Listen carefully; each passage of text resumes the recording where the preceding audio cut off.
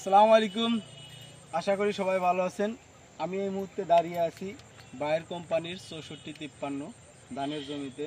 আমরা আজ ধানের কয়টা কার্যকারী কুশি হয়েছে সেটা আমরা গুনব।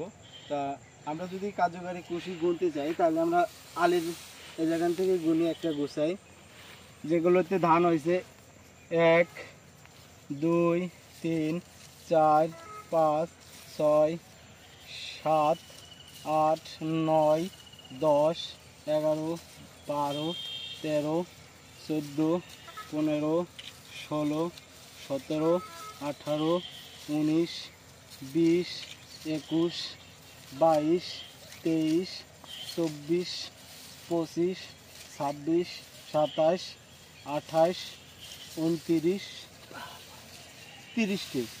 আমরা আরেকটা গোছা গুনে দেখি, গড় অ্যাভারেজ বোঝা যাবে।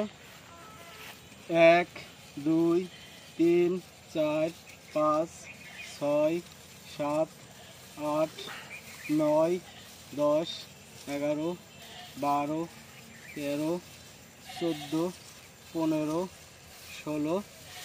আমরা দুইটা গোছা গুনে যা বুঝতে পারলাম, আমরা যত জমির আলির পাশে গুনছি তাহলে আমাদের গড় অ্যাভারেজ ২৫টি করে সর্বনিম্ন কার্যকরী কুশি বের হয়েছে।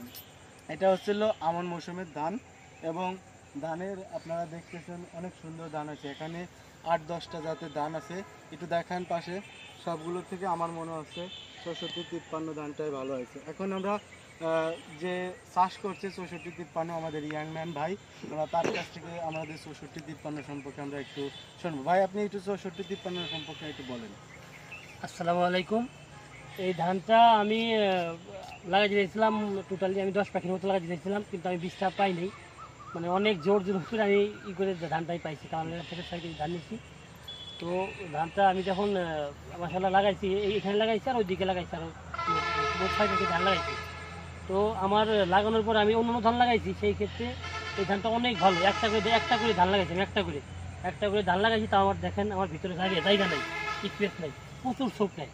আর ধানগুলো খুব বড় হয়, ধানগুলো পড়ে না, বাইলগুলো খুব ভালো হয়।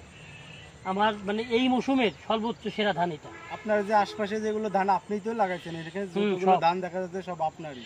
আপনার কি মনে হয় আশপাশে যে জাতগুলো থেকে ৬৪-৫৩? হ্যাঁ, আমি যেগুলো লাগাই সব থেকে বেস্ট, সব থেকে ভালো হবে এটাই পাইছি। ধন্যবাদ ভাই, আপনার কাছ থেকে আমাদের এতটুকু আশা। আপনারা যাতে অন্য যে চাষির এটাকে বলবেন যে ৬৪-৫৩ ধান লাগান, অধিক ফলন ঘরে তুলুন, এবং দেশের খাদ্য চাহিদা আপনার একটু হলেও ঘাটতি পূরণ করেন।